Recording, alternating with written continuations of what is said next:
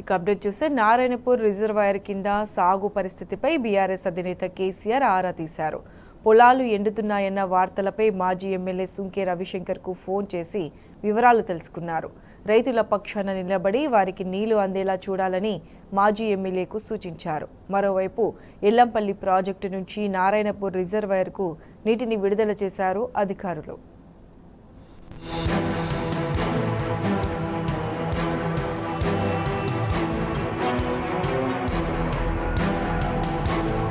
Narayanpur reservoir ఆయకట్టు రైతన్నల ఆవేదనపై BRS అధినేత కేసీఆర్ ఆరా తీశారు. కరీంనగర్ జిల్లాలో రైతులు ఎదుర్కొంటున్న సాగునీటి సమస్యలపై వస్తున్న వార్తలపై చలించిపోయారు. చొప్పదండి మాజీ ఎమ్మెల్యే సుంకే రవిశంకర్ కు ఫోన్ చేసి అక్కడి రైతులు ఎదుర్కొంటున్న సాగునీటి సమస్యపై అడిగి తెలుసుకున్నారు. నియోజకవర్గంలోని గంగాధర, కొడిమ్యాల, మల్యాల మండలాల్లో పంటలు ఎండిపోతున్నాయని తానే స్వయంగా వెళ్లి వాటిని పరిశీలించానని రవిశంకర్ కేసీఆర్ కు చెప్పారు. అధికారులతో మాట్లాడారా అని కేసీఆర్ ప్రశ్నించగా ఇప్పటికిప్పుడు నీళ్లిచ్చే పరిస్థితి లేదని అధికారులు చెప్తున్నారని రవిశంకర్ తెలిపారు.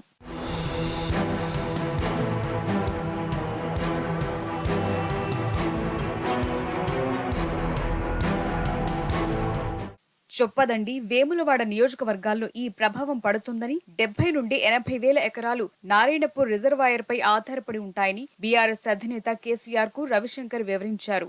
కేసీఆర్ ముఖ్యమంత్రిగా ఉన్నప్పుడు అడగకుండానే అన్ని ఇచ్చారన్నారు రవిశంకర్. నీళ్లు పుష్కలంగా ఉండేవని, రైతు బంధు సకాలంలో వచ్చేదని, ఎలాంటి బాధలు లేకుండా చూసుకున్నారని రైతులు చెప్పారని రవిశంకర్ పేర్కొన్నారు. కాంగ్రెస్ ప్రభుత్వం అధికారంలోకి వచ్చిన తర్వాత నీళ్లు లేవని, రైతు బంధు రావటం లేదని రైతులు చెప్తూ ఆవేదన వ్యక్తం చేశారని వివరించారు. స్పందించిన కేసీఆర్ రైతుల పక్షాన నిలబడి వారికి నీళ్లందేలా చూడాలని రవిశంకర్ కు కేసీఆర్ సూచించారు. అధికారులతో మాట్లాడి సకాలంలో నీళ్లు వచ్చేలా చూడాలని దిశానిర్దేశం చేశారు.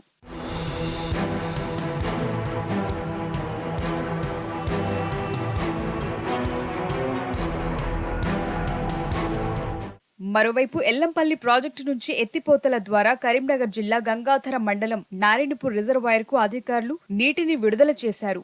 2 పంపులు ఉన్నప్పటికీ ఒక పంపు ద్వారా 210 క్యూసెక్కుల నీటిని విడుదల చేస్తున్నట్టు అధికారులు తెలిపారు.